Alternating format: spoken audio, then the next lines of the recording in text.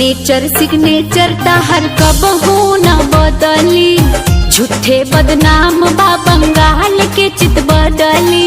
अरे बोका, बंगाल जावे तो झाल मुड़ी खावे, हई पटना की मलाई कहाँ पावे। नेचर सिग्नेचर तो हर कब हो